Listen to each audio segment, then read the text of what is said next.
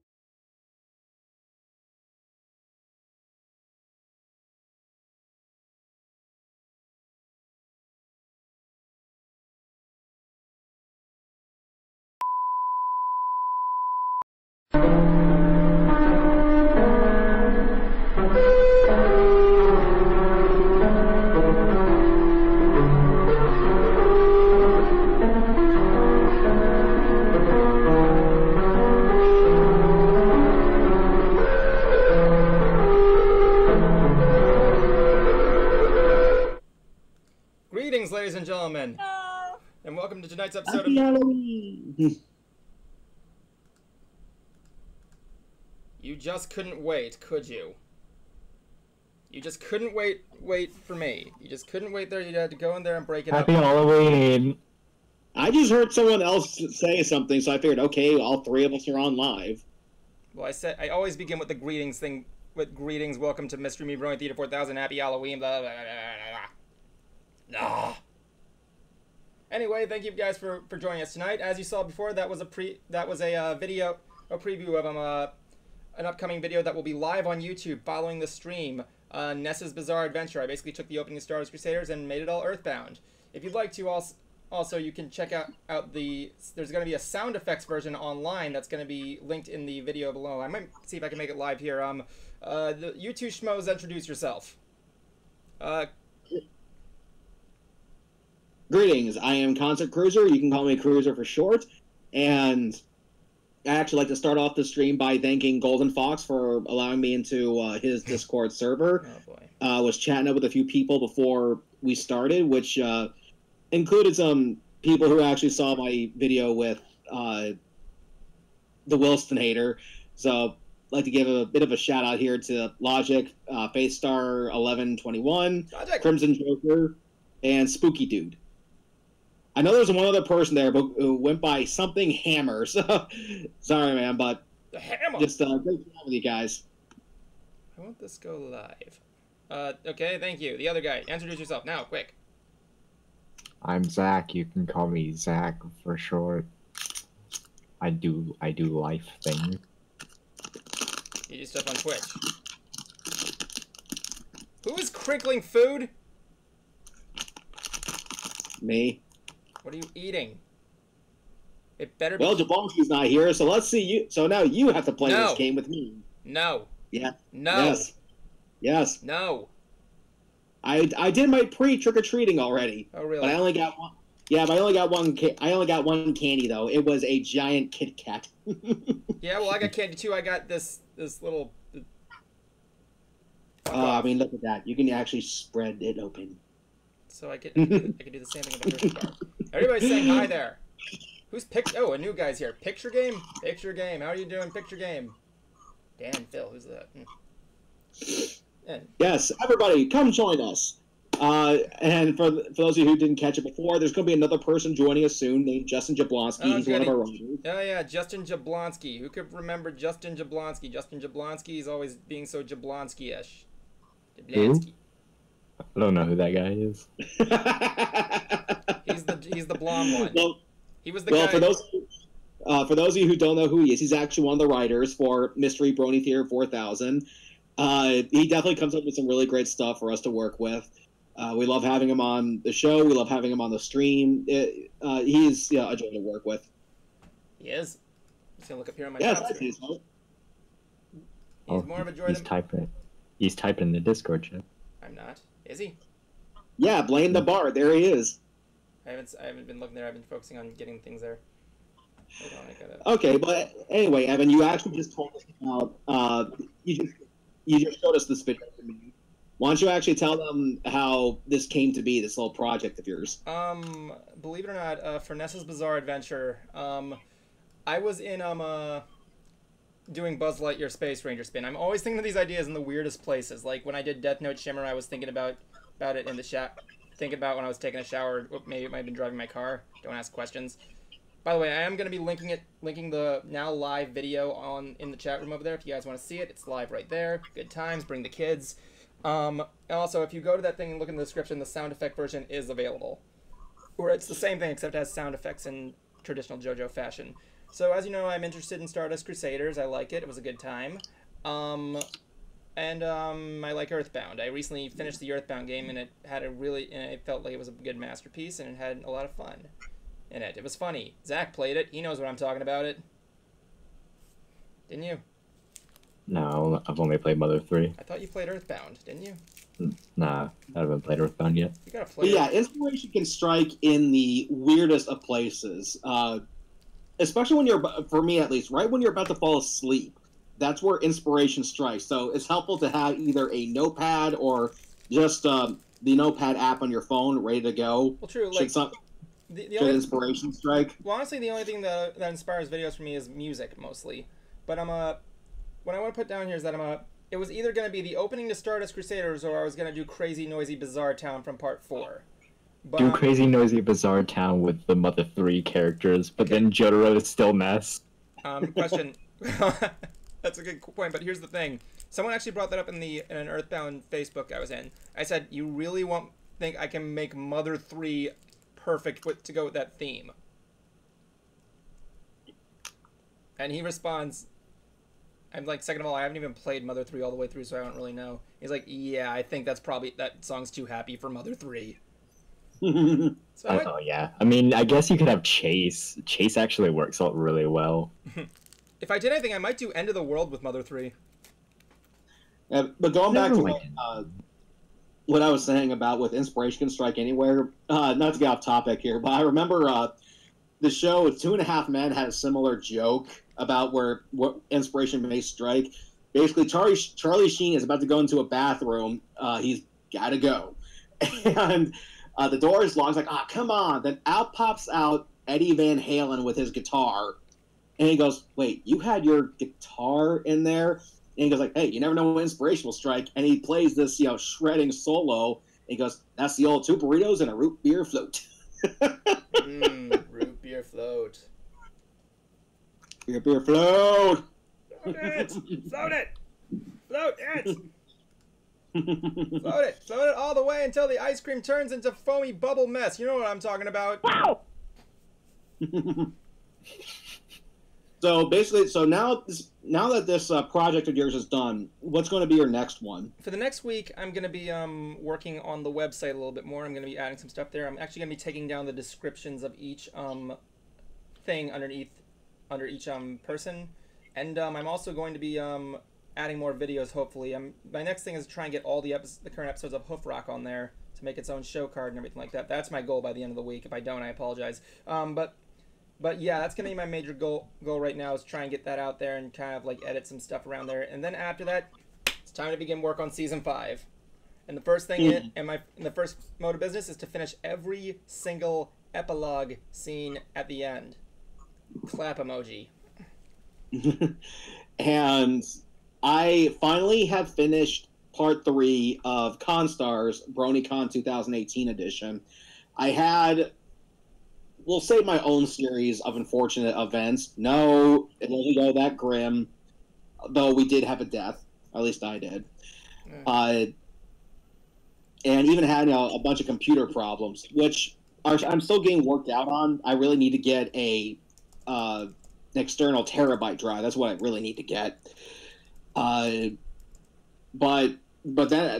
as soon as I can get that figured out, then it's time to start the final part 4 of these interviews, which is going to be Michelle Krieber and Gabriel Brown, and we even have Michelle's mom, Monique Krieber, make an appearance in the interview as well.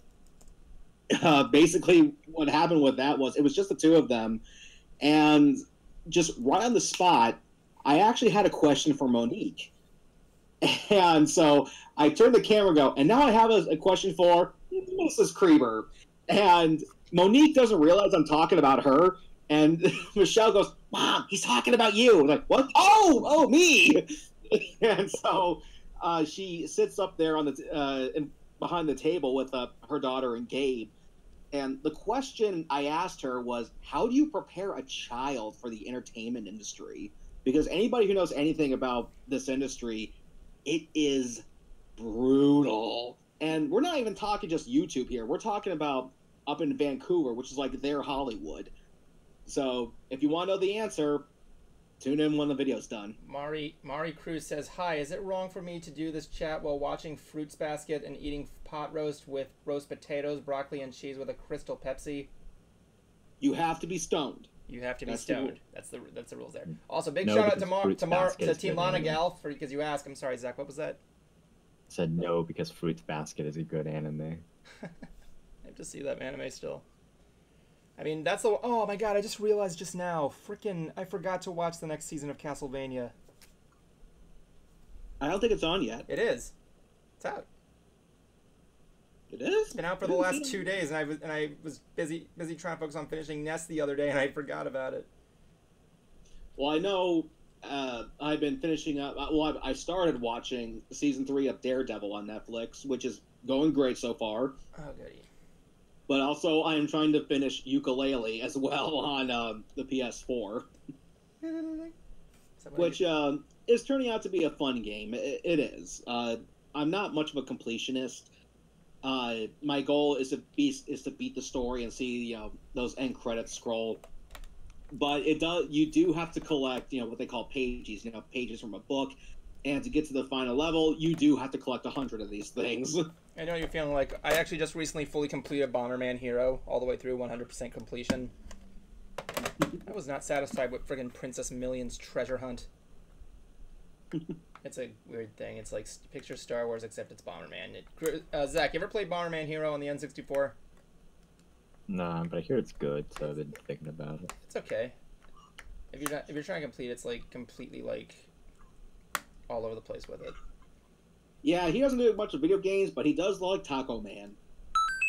Indeed, I finally sent him the whole those DVD compilate things that you got. Anyway, yeah, and he sent me a message saying that he got them. Glad you like them because I just don't really have any use for them, and I doubt they'd sell anyway. So, yeah, you're a fan, so they're yours. Anyway, for any of you guys interested in very nostalgic. Yeah, so Merry Christmas. If anybody is interested in seeing the Contra Cruisers BronyCon video, I'm putting a link in the description. I'm sorry, a link in the chat room right there so you can see it. It's on shadedsightstudios.com, live and meeting. So I had a guest over this weekend. Which was? Bruce. Yay! Bruce stopped by and showed me to show off, to give me some footage for his upcoming new video. And I'm not going to tell you what he made, but what he made was massive. Oh, God, yes, it was. Yeah, it was. Honestly, like, I'm trying to picture like how long it took for him to make that thing. 3 days. Like, how many hours are we talking? Like 24 hours though? 3 Because I'm guessing days. Because I'm guessing, like, he didn't take 72 hours from beginning to end. I'm guessing he took a break and slept and all that. It's hard to do when it comes to Bruce and making stuff. Getting him to sleep is really difficult. Well, when you're in the zone, it's usually hard to stop. If you're interested in seeing his project, what he did, go to forget who am I kidding right now? It's the cat bus from My Neighbor Totoro. He made a life-size version of the cat bus from My Neighbor Totoro. If you don't know what My Neighbor Totoro is, then you live under a rock and go. Well, I've never seen it, but I do know of it. I know that the creator of Earth... I'm sorry, go on. It's its name. Huh? Zach, what was that? Said same. I've never seen it, but I. The only I've definitely seen people, praise it. I've seen people who are huge fans of it, but I've never actually seen that particular movie. If there's any scene from My Neighbor Totoro you've seen, you know what the scene is. It's the scene where he's at the bus stop. Yeah. All the parodies of it. The rain, the bus stop, and then the cat bus. Yeah, that's what he made. He made the cat bus. Oh, cat do you know that there's like some inflatable cat in this movie? No, he's just a giant cat koala thing that just does whatever he wants most of the time and decides to just, he does everything. He's just there. The only other thing I know is, ironically, the guy who created Earthbound, Shigesato Itoi, is actually voices a character in the Japanese version of that movie. Seriously? Yeah, Shigesato Itoi-san. He voices the father in My Neighbor Totoro. He's an actor. The guy's a friggin' celebrity. And I just realized I didn't shave before the stream. Holy fuck. I did, and it feels nice. Evan, you unkempt monster. Hey, I can't help if I didn't shave. I mean, like, I had to do stuff there. By the way, Cruiser, I got a new sound effect for the soundboard that I wanted to play for you. Oh God, what is it? I can't hear it. Hold on, I gotta turn up. It's the hold on.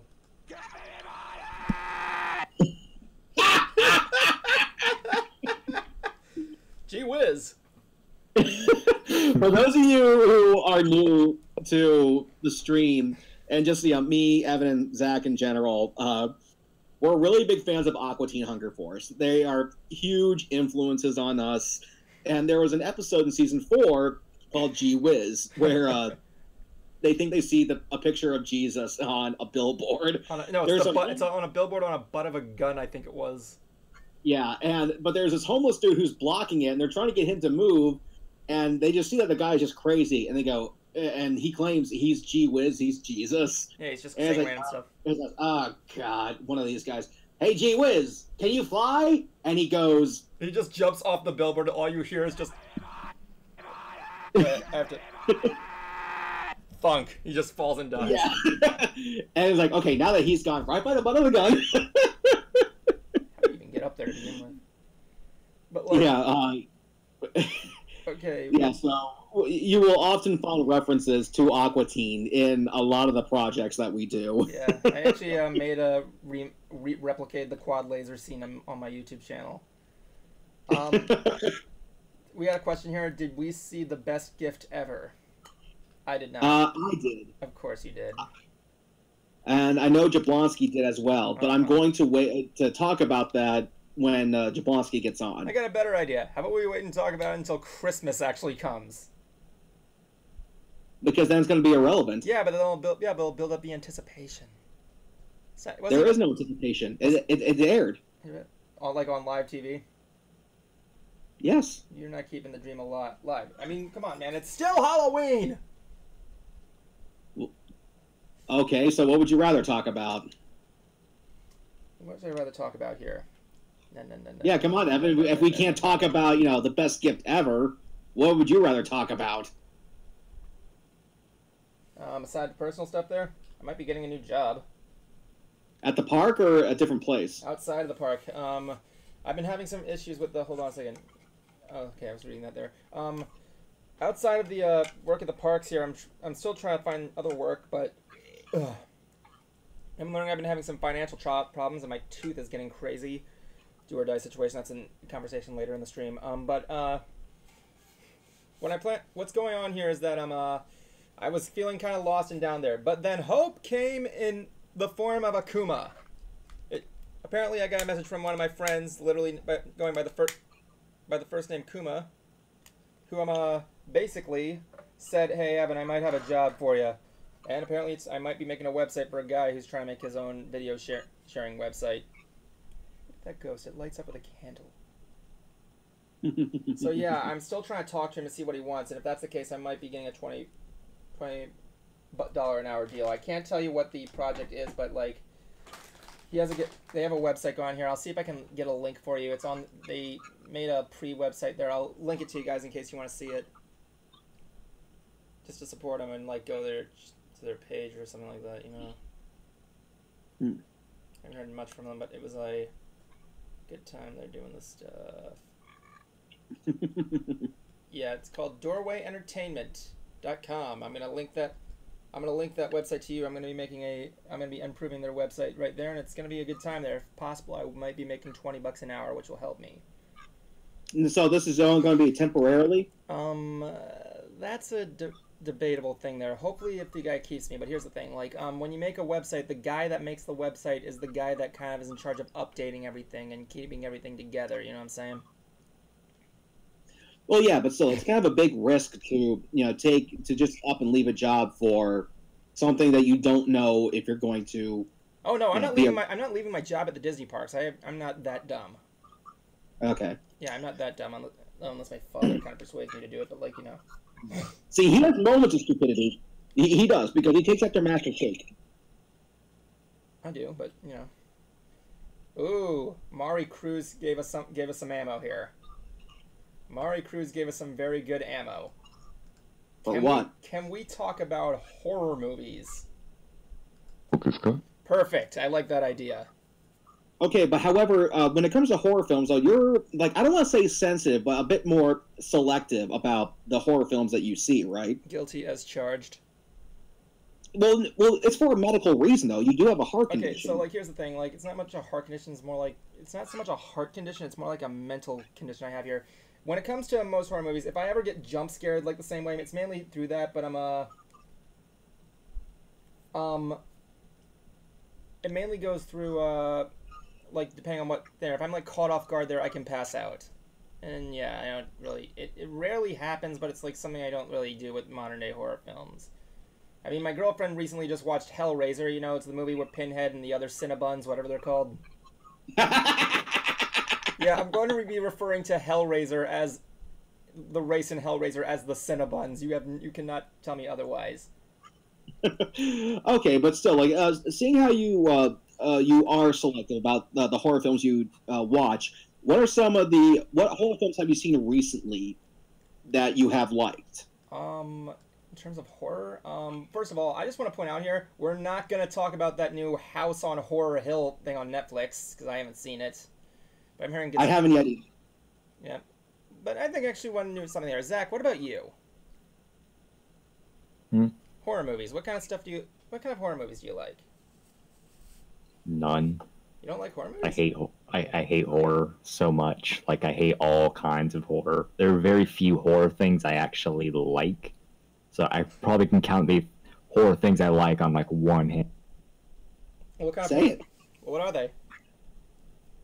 I like I told Evan about this earlier, but I was thinking about for Halloween of me playing the game, the RPG Maker game Ebe, because I really enjoy.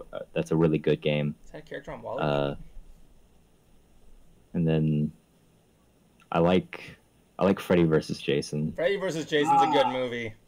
Like that is a good film. Yes. Wasn't that like the last time friggin' Robert Englund played Freddy? I think so. There's supposedly talk of him doing it again, but They're if he actually does, I would have to imagine it would not Wait, be in a live action setting. wait. Actually, he is playing it again in Modern Family, or was it the Goldbergs? I can't remember. Yeah, he's gonna make an cameo in there as Freddy.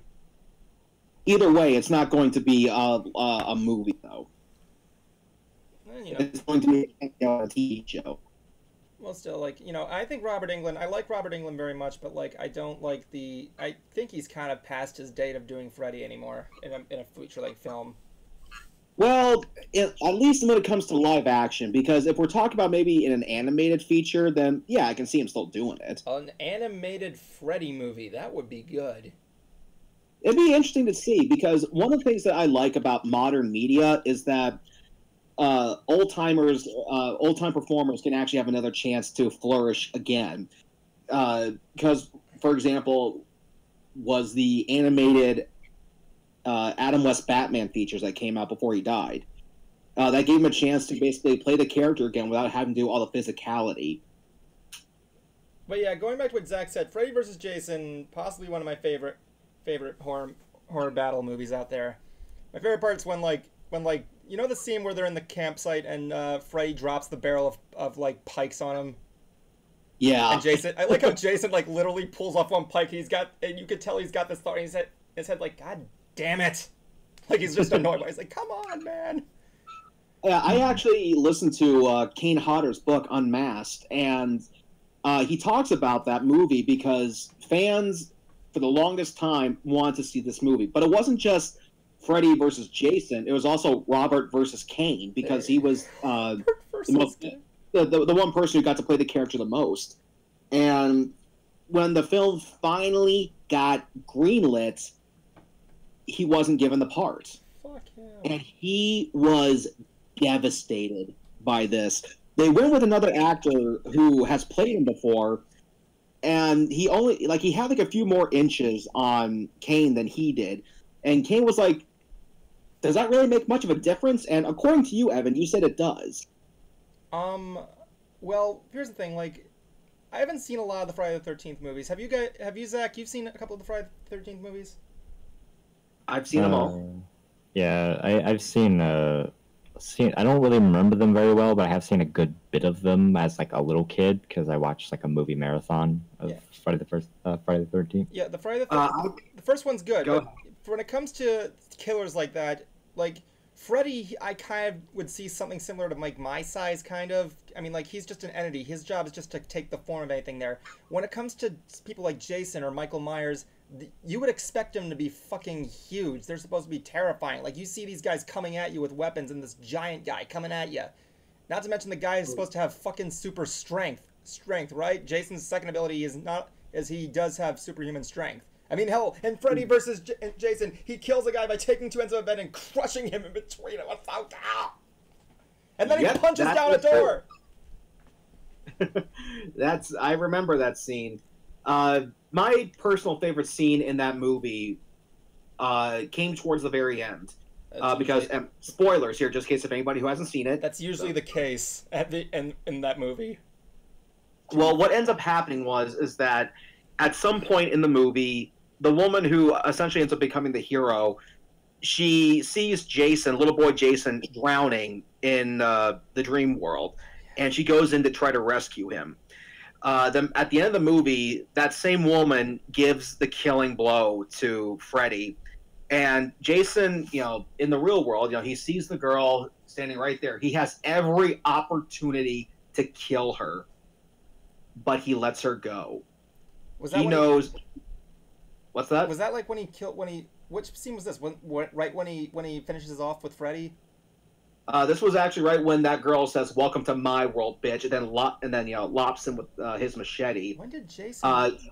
Jason is sitting there right in the water. She gives him back his machete. He has every opportunity to kill her, but he knows that she tried to save him, so she lets him go. She lets her go. I remember he fell in the water, but I don't remember him that part. Yeah, he was right there in the water. He was looking right at her. But again... Well, technically he couldn't look because Freddy stabbed his eyes out, but You do see the eyeball looking at her. Trust me, you do. So that was probably one of my favorite scenes because it was like the one time we actually saw a shred of humanity in Jason Voorhees. I thought that was just a really great scene. And it's a shame that we are not going to get that remake. Who knows there? Because there was supposedly another ending that involved Jason, Freddy, and Pinhead from Hellraiser saying, gentlemen, what seems to be the problem? Yeah, that's my question there. I keep asking the question, what the fuck does Pinhead do? Does he do anything? I have to rewatch the movie. God damn it, why is that always the answer? I even asked my girlfriend saying, what does Pinhead do? And she's like, I don't even understand it. What, does he, like, shoot lasers from his eyes or something like that? I mean, like I said, I'll have to rewatch the movie. I haven't seen it in a long time. Can he shoot missiles from his nose? Tell me Pinhead can shoot missiles from his nose. And also, why does he look like Maybe he just headbutts people really hard. And why does he look like Jinzo from Yu-Gi-Oh? The one horror film I saw recently, this film actually came out a few years ago, but I just saw this for the first time, and it freaked me out. It was Oculus. Oh, yeah, I heard yeah, Smokey. Sorry, that was my cat scratching the wall. Anyway, come here, Smokey. You want to say hello to the world? You want to say hello to the people? Come here, sweetie. But basically, Oculus seems to be a story of some sort of a haunted mirror. And what got me interested in seeing this film was actually the review that the Wilsonator made for it on Stardust. Like, he was speechless. He couldn't find the words to actually describe this film. He thought it was going to be some cheesy haunted mirror film, but it left him breathless. So I said, okay, I have to see this movie. And he was 100% right. This film was creepy. I couldn't even find the right words. Like, if I could describe it, it'd be kind of like this. It is sort of a haunted mirror, and it makes you see what it wants you to see. Basically, hey, Smokey. Like, for example, a brother and sister team, they have this mirror, and they're convinced that this mirror somehow possessed their father to kill their mother. They find it years later after the brother was released from a mental institution because they believe he had something to do with their death. And they have cameras all throughout the house, and two of them are focused on this mirror there in the room. They leave the room, they have a bit of an argument, they come back, and the two cameras are actually pointing at each other. They didn't do that. So they go back and look at the footage, and the footage reveals them actually setting the cameras up so they look at each other. And that's when they realize, okay, something's up with this mirror. I don't want to spoil it, but that's about as far as I'm going to go. That's probably a good idea there. Someone actually put, one of our big fans here, Drake T Dragon asks this question here. I'm going to go back to the other things that Zach was going to mention after he mentioned Freddy versus Jason. But there's actually a thing here. Have I ever seen? He's asking if we've ever seen either one of these two movies. The first one is called Evil Bong. Yes. What is that? I'm sorry. What is that, and why does it sound like a ridiculous concept that knows what it's doing, or maybe not? Okay. It's from this low-budget studio that actually, for example, they made the Puppet Master series, and one of those Puppet Master films actually starred Greg Sestero. Oh my God! What? Yeah, Greg Sestero was actually in Retro Puppet Master, which was a remake. He played the character Andre Toulon, who was going to, he started off as this nice French boy and who would eventually grow up to be evil. And fun fact, what actually landed him the role was his ability to do a French accent, because his mother is from the motherland, but his father was American. Okay. And so he had kind of those two cultures mixed into himself, and he can speak fluent French. So the directors said, okay, do your thing. They were expecting him to do a British accent because that's actually easier, and but when he actually saw him doing a French accent, they were stunned and go, "Kid, do you have a passport?" Anyway, I haven't seen that one there. The other one is this is actually one I've heard of that actually sounded so weird. Gingerbread Man. I'm sorry, Ginger Dead Man. I've heard of it. I have not seen it. I think Gary Busey is in it. Is that the one where the girl like mixes her husband's ashes in the gingerbread dough and then comes a giant cookie? That I don't know. Like I said, I've only heard of it. I saw, Zach, I've never seen the film. Zach, you know what this is? No, never heard of I mean, it. I've seen a lot of ridiculous movies. Like there's that one movie called The Attack of the Killer Refrigerator, or it was just called The Refrigerator.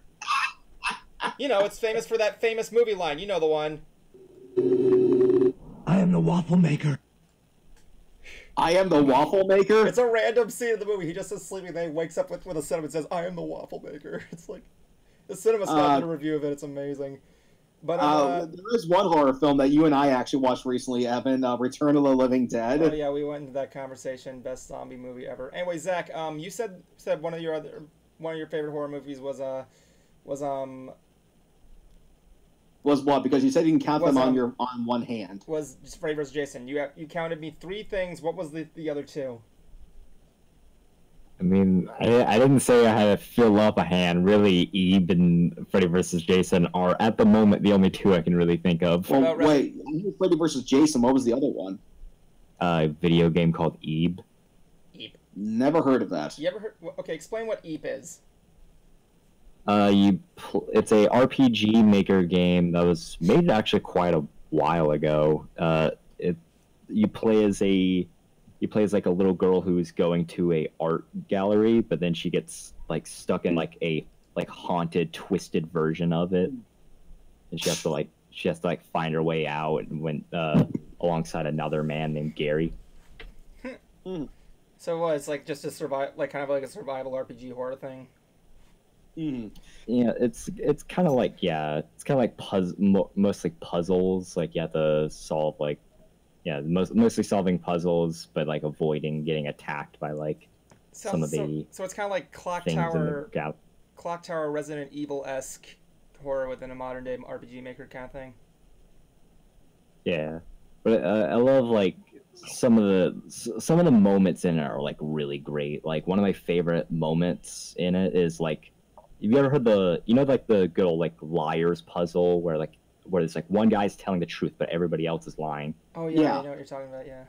Yeah, you have to do one of those, and after you figure out the information, solve the puzzle, you come it's 6 paintings of 6 figures, and after you solve the puzzle and then come back in the room, all the other figures have killed the one truth teller. Wow. Speaking of horror video games, I actually did a review of this on Stardust, and it actually got a pretty good response, and I figure I'd talk about it now. There is one video game that's fun to play, was tried to make into a movie, but it did horrible. But it was doomed for failure anyway because it was made by Uwe Boll. It's House of the Dead. Oh my god, House of the Dead. Actually, I actually used to love House of the Dead as a kid. So maybe that's another thing I can count on the hand. Well, here's the thing. When it comes to the movie, as much as it kind of pains me to say this, I'm afraid I have to give Uwe Boll a free pass on this movie. Because anybody who's played the game knows there's not much to it. I mean, there's nothing to work with. Yeah, there's virtually no character development. The pacing is faster than the blink of an eye, and it comes off more as an action shoot-'em-up than it does horror. So even if they got a competent director, it was not going to work. So I'm afraid I got to give Uwe Boll a free pass on this. And then they made a sequel. He's still a jerk! Yeah, Uwe Boll's still a jerk. There's actually a documentary being made about him recently, from what I heard. They did make a sequel, but that still wasn't good. I mean, it's slightly better than the original, but it doesn't really feel that much like the game. But fun fact, though, in the sequel, believe it or not, Walter Jones, the original Black Power Ranger, is in it as a zombie. Are you serious? Yep. Well, he's already missing a body part, so there you go. Anyway, and so even that, the sequel didn't work, and Uwe had nothing to do with it. He was not involved. now that was back then, but could it be done now? I really don't know, because the game's a rail shooter. How do you turn that into a movie? Yeah, like video game movies have pretty much always been bad, like notoriously bad. But like it's harder when you have something nothing to work with in terms of just a zombie rail shooter. Yeah, and the thing with video game movies that I do believe it can be done, but no one's really given it that good of an effort. The only one that really has, and in my opinion, his career really fell flat, was Paul W.S. Anderson, because he made the Mortal Kombat movie, and that was a good movie. I'm sorry. I heard it's like one of those sillier movies you could watch, but you know, it was Mortal Kombat, I guess.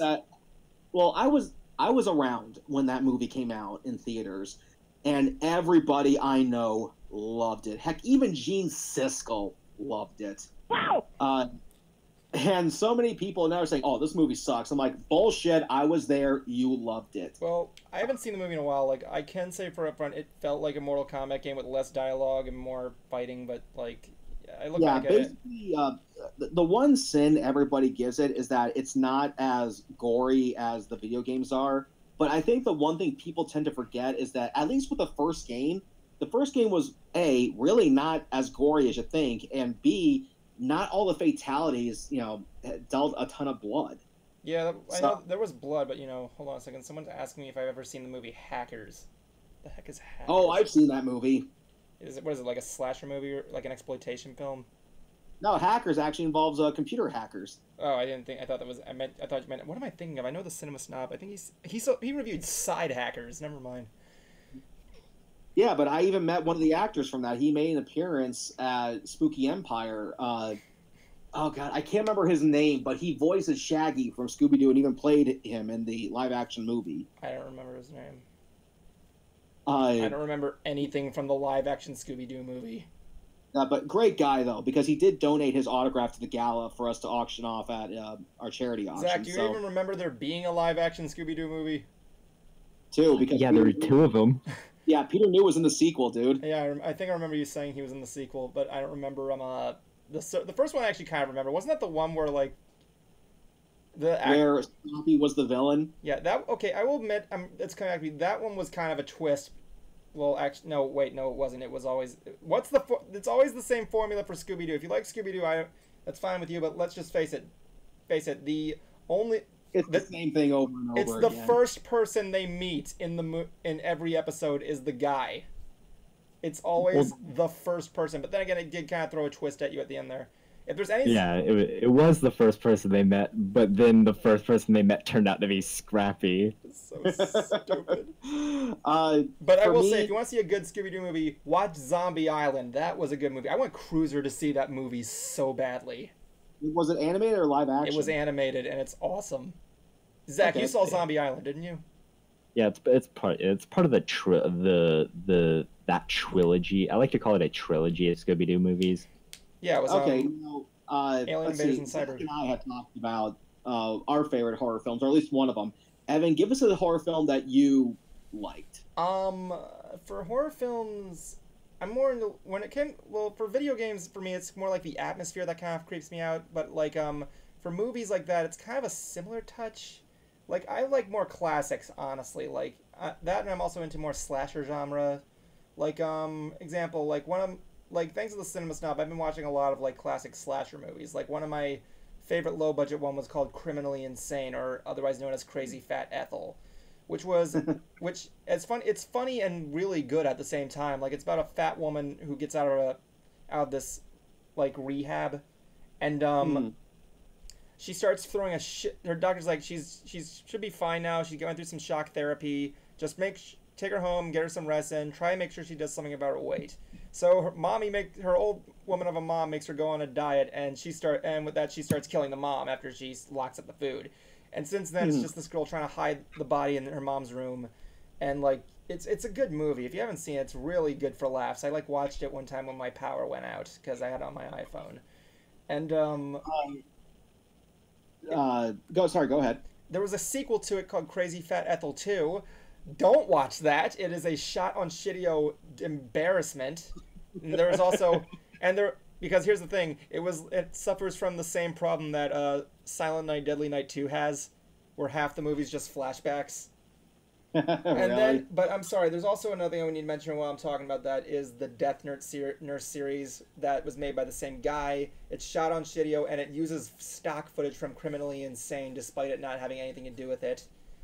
And yeah, there was a remake of the movie that was made by these dedicated fans. And it looks okay. It looks okay. It looks something similar and pretty good.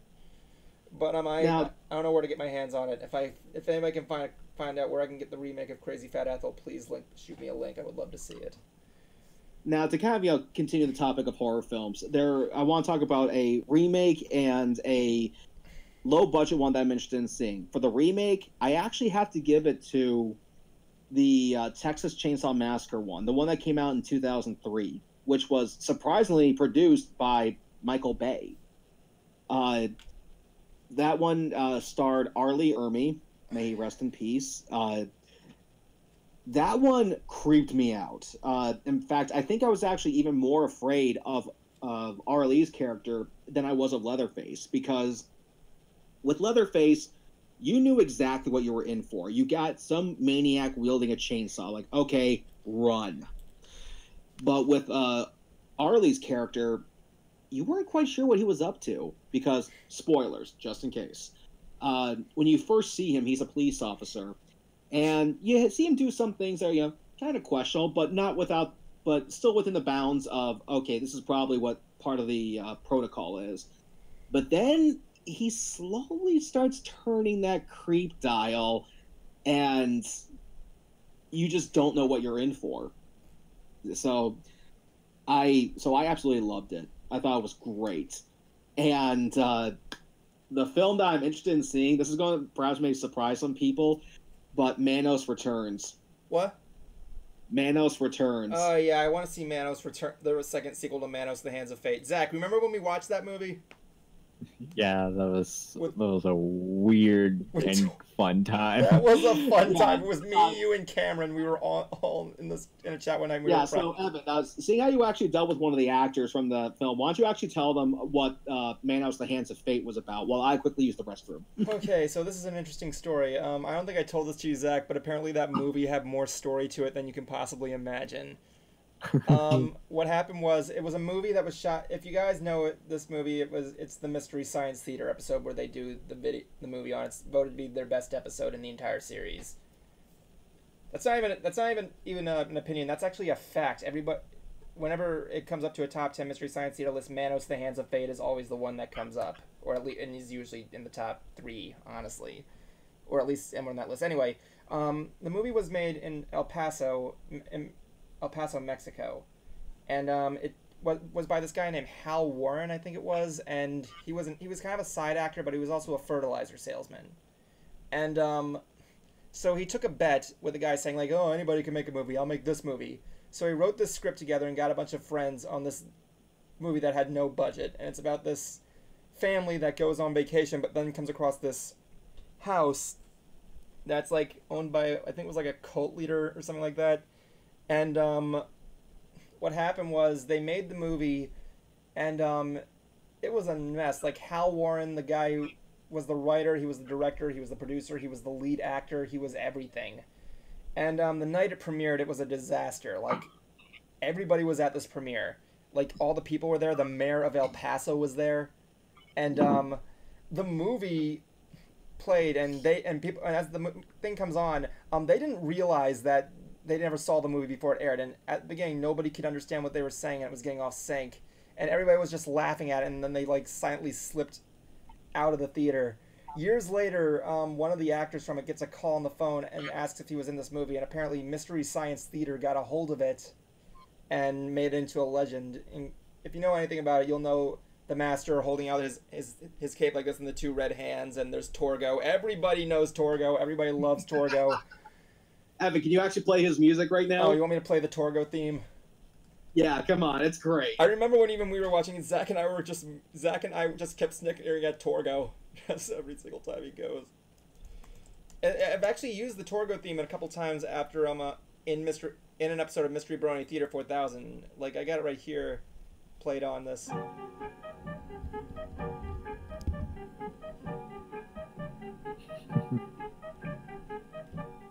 It's like 10 minutes. It sounds so deliciously low budget. Yeah, but like the thing, he's supposed to be like one of those. The monster. Oh, hey, it's Justin. Anyway, the character was meant to be. What was the name of that devil's creature that's like half man, half goat? What's that thing called? Centaur? No, that's half man, half horse. A Taurus? I think it was a Taurus. Yeah. Hey, Justin, we're talking Manos. So yeah, he was supposed. That was what Torgo was supposed to be. That's why he kept waddling around, like Weeble waddling around the whole time. But yeah, the movie was picked up later, and later all the actors were discovered. In fact, I'm actually friends with Jackie Newman, the girl who played the little girl in that movie.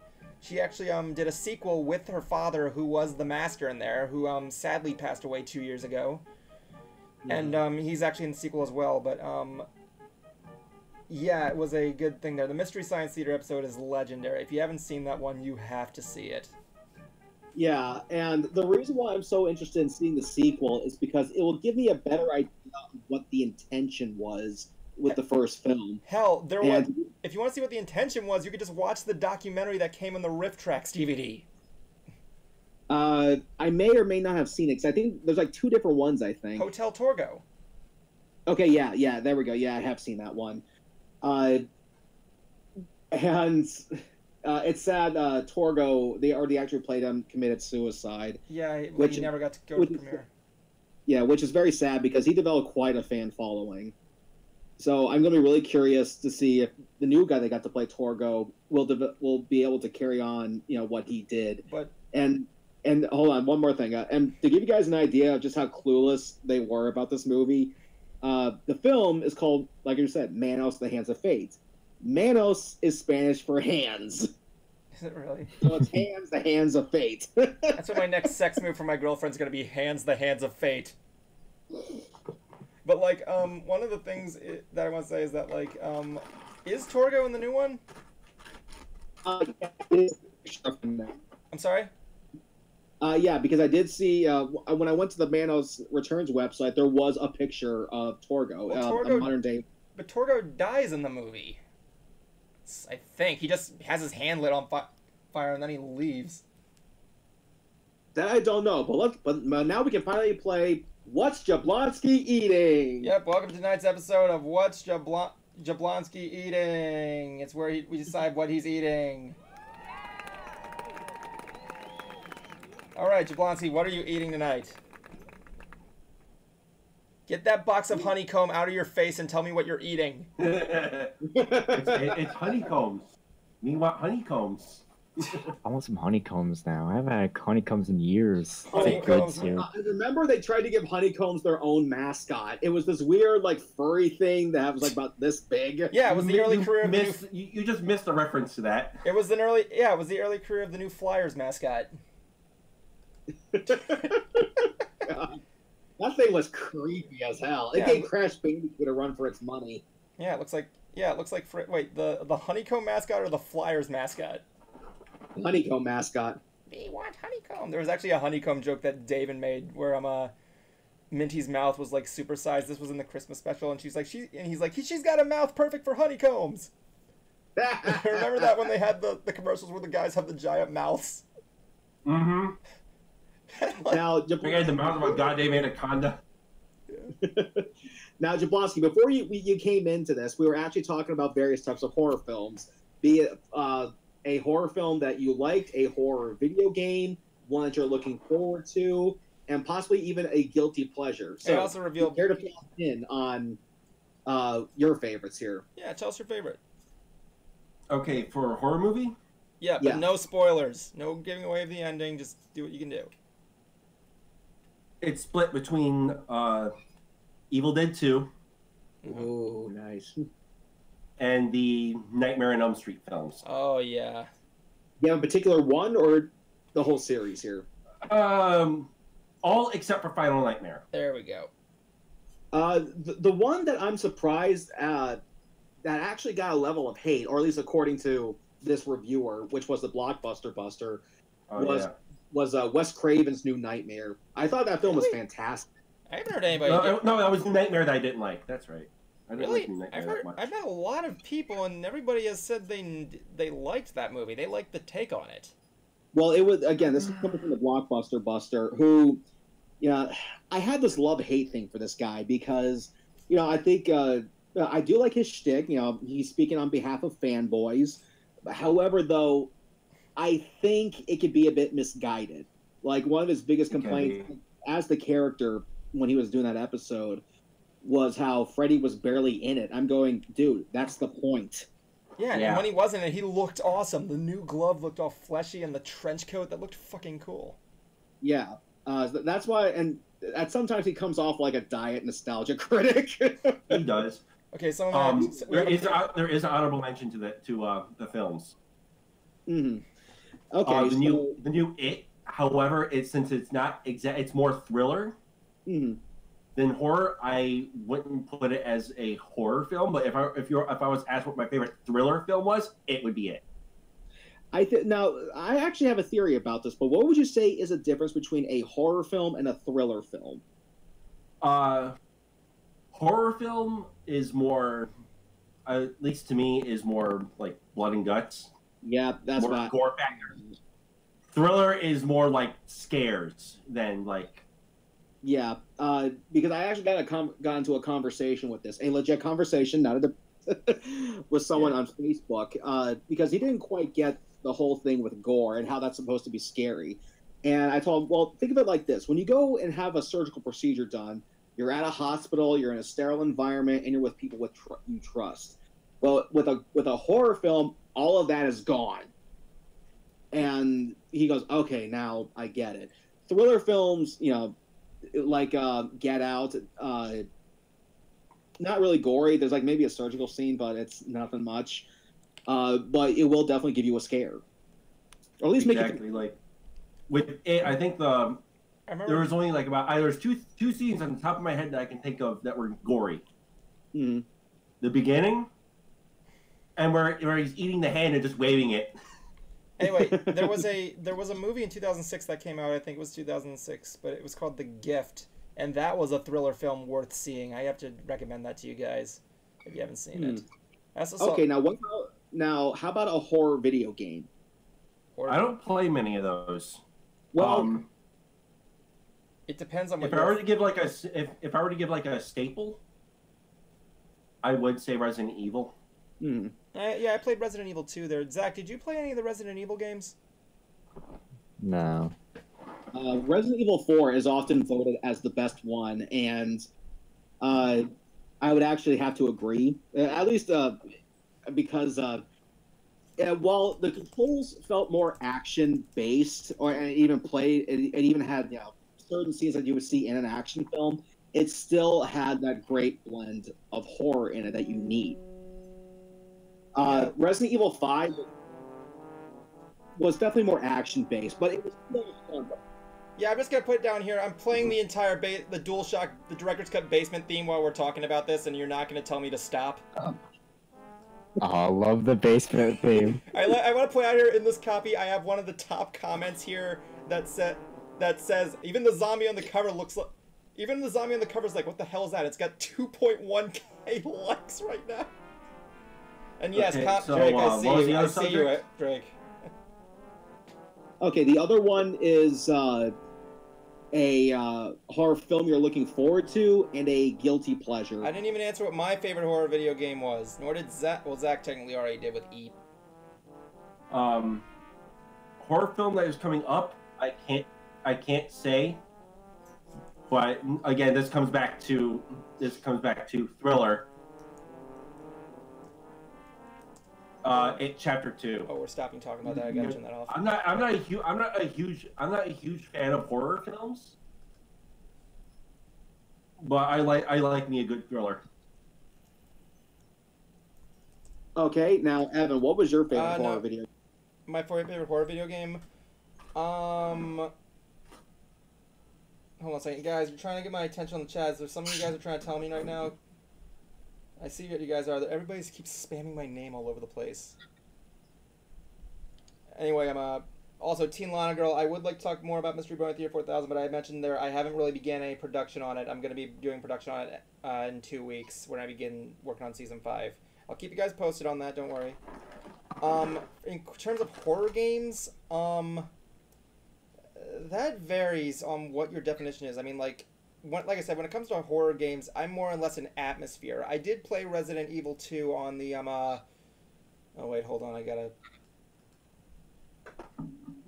I did play Resident Evil 2 on the N64, where I thought was really cool because it came with all these cheat codes in the back because I got it there. It's like it was previously owned, and the person who owned it before like put a piece of masking tape on there and wrote down all the cheat codes on there. So anyway, I played that, but for atmosphere, I would kind of go with like some more classic stuff like Half-Life. Like Half-Life had some scary atmosphere because you know the point in Half-Life 2 that I'm talking about. Friggin' Ravenholm, was it? Yeah. No one goes to Ravenholm. You go there and then the zombie... That's the scariest part of the game. Not to mention, Half-Life 1 was pretty terrifying too. Like, I hated how head crabs would just appear out of the darkness and scare the shit out of you. If there's one horror game I do have to tip my hat to, despite how drawn out it is, I still got to give it credit. Five Nights at Freddy's. Yeah. I do have to give it credit because honestly, they're probably one of the few people who did jump scares right. You want to know something? Yeah, except now it's been too overdone. It's just crazy. Well, but still, they're the ones who did start it, and also they really implemented the storytelling idea of less is more. Hold on a second. I want to look up something up here. I want to look up scottgames.com to see if anything's there. Like, I remember when Five Nights at Freddy's was really cool, and then the little kids came by and killed it. Well, while you're doing that, Jablonski, give us your guilty pleasure horror film. Dead Alive. There's nothing on his page. I think he's done with Five Nights at Freddy's right now. Oh, well, wait, hold on. You're talking about the film that the guy who did Lord of the Rings made, right? Yup. For those of you who have not seen this movie, it is a gore bath show. Oh my god! There's that was an Ozzy Osbourne concert you're thinking of. Hold on, Jablonski, please finish. There's a specific. It's a splat stick. That's what it's called. It's a splat stick movie. I mean, because it's not supposed to be taken seriously, but it's a gore fest. It is gross, man. It's not for the weakest stomach. But my favorite scene in that is the karate priest. I think mine might actually have to be the lawnmower. Oh yeah. I mean, like it's so bizarre to think that the guy who made Lord of the Rings got his start from that, from horror like that. It always comes down to horror. Like everyone gets their start with horror. Like Kevin Bacon was in the first Friday the 13th film. Oh yeah, he was. Mm-hmm. Johnny Depp was in the first Nightmare on Elm Street. Yep, he was in the first Five Nights at Freddy's. Johnny Depp was in the first Five Nights at Freddy's. Like he just said there. He was the best part. He was. You know the honking effect you get when you press the Freddy poster? That was Johnny Depp. That was all Johnny Depp. He was the honking noise. Yep.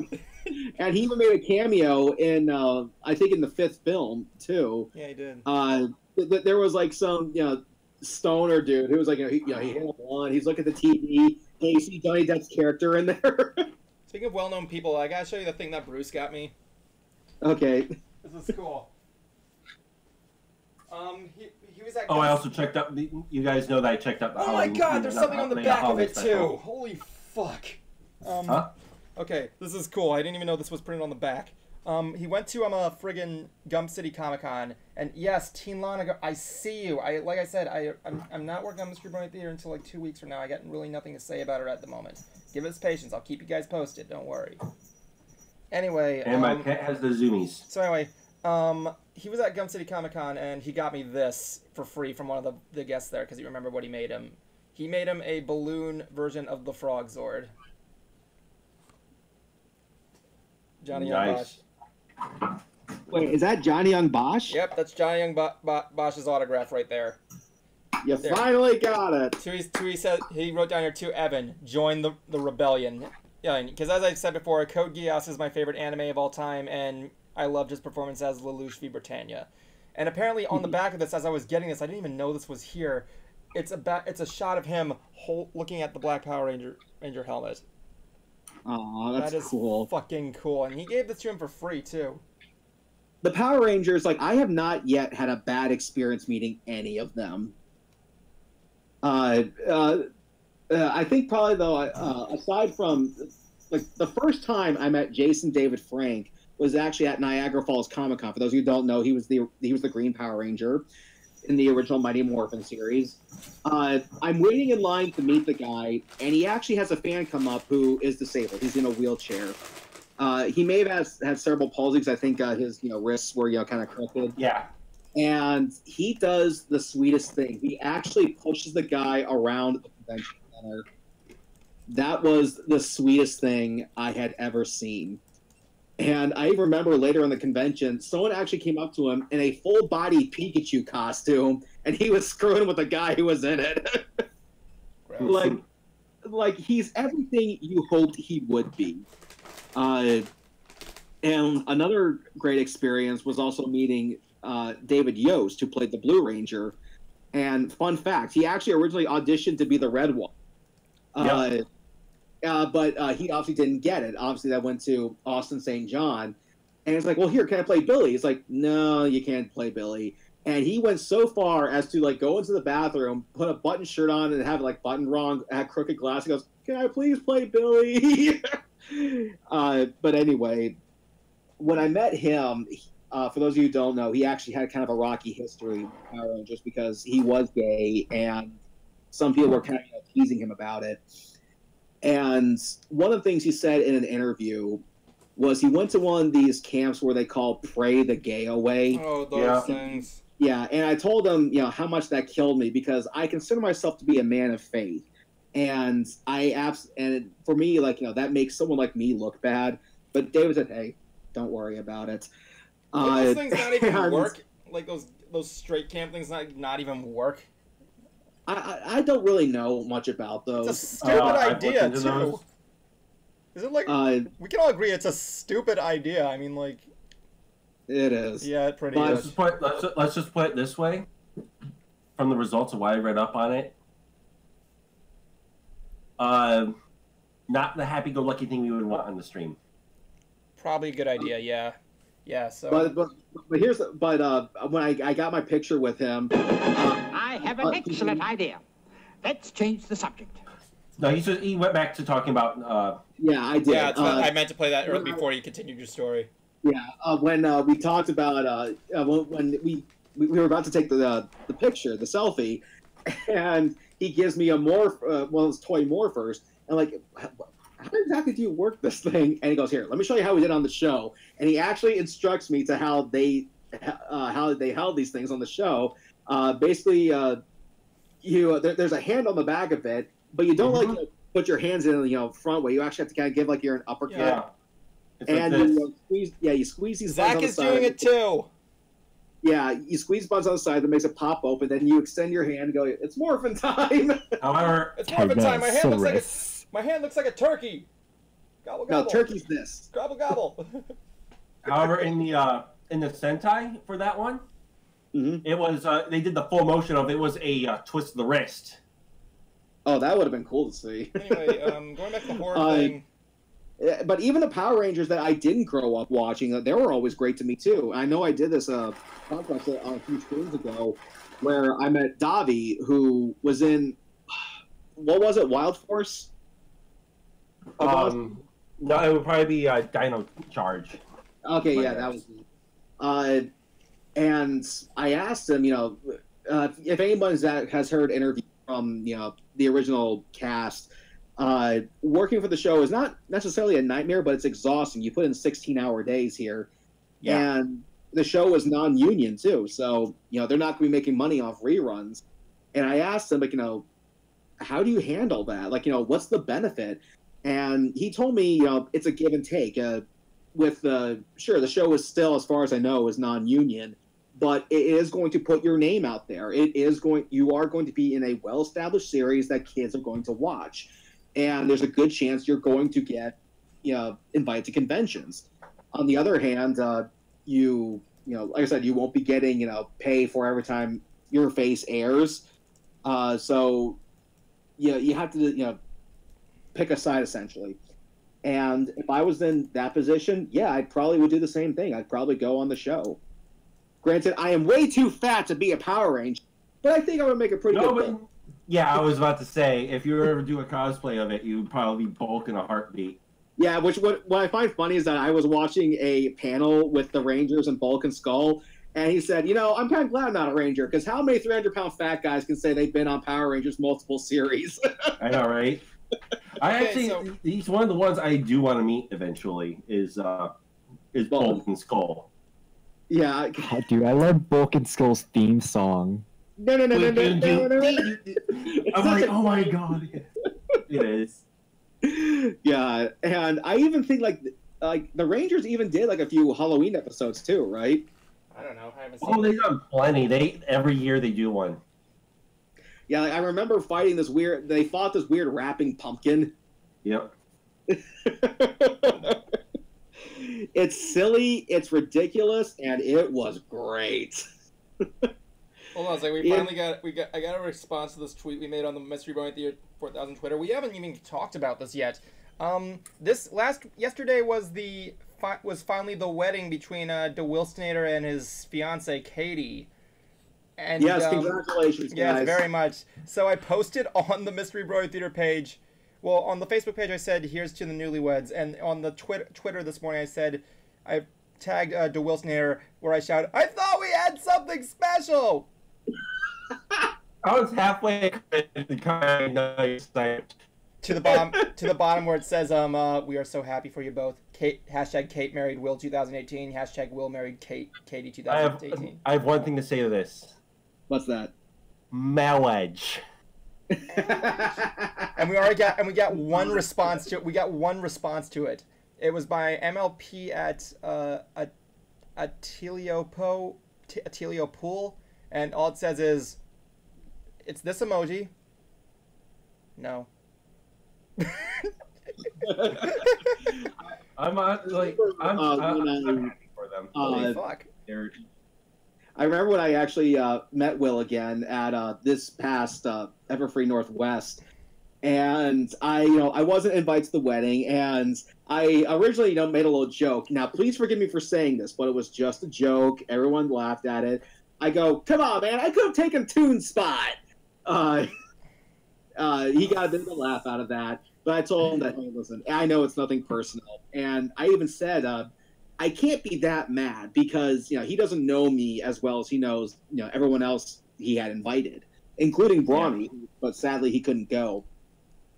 But to kind of show him that no hard feelings and how much I appreciate knowing the guy, Brony, Evan, and I chipped in and we got him a wedding present. We actually purchased something for him off his honeymoon registry, which I was thrilled we were able to do because I saw his other registries for like their new home and all that. Yeah. I was assuming they're getting a home. And people got a lot of stuff for them off of that, but not a lot of people got something for them off their honeymoon one.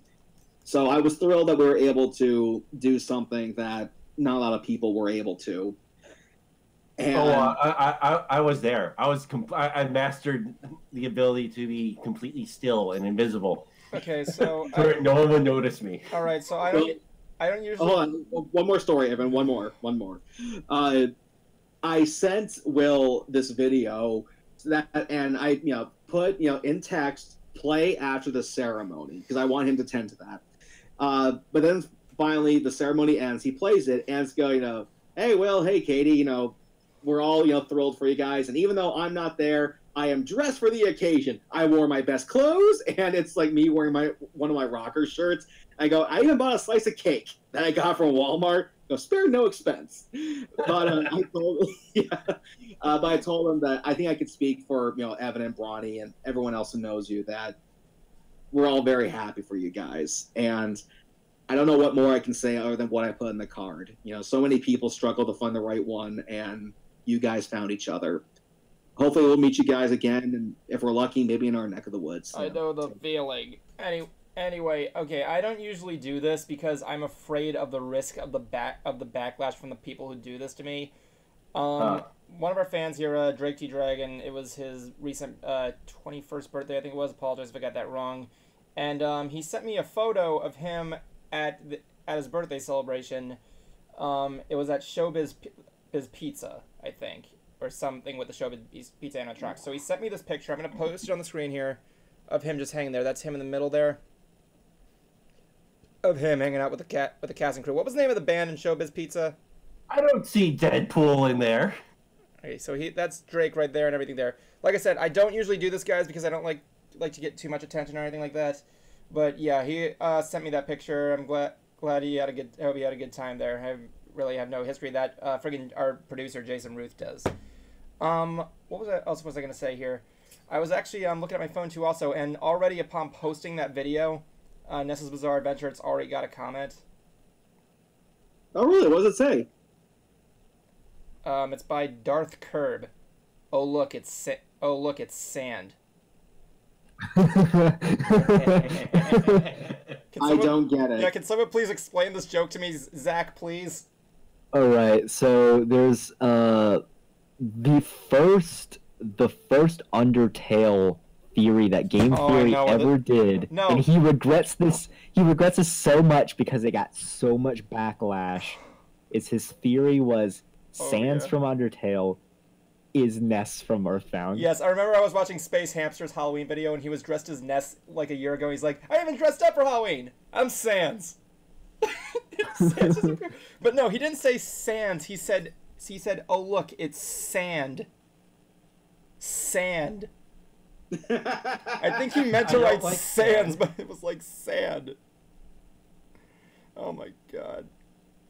God, it's really interesting stuff there. Like, I can't believe that actually happened there. Like, I think he meant to write Sans, but like, really. If you guys are interested in seeing the Nessa's Bizarre Adventure, here's a link to it in the chat there. So thank you very much, Darth Curb. Oh yeah, did you guys? Apparently the dub of Mob Psycho 100 was aired yesterday. And yesterday that came out forever ago. I watched it. Dub? Yeah, the dub was aired on Toonami just yesterday. Oh, Toonami.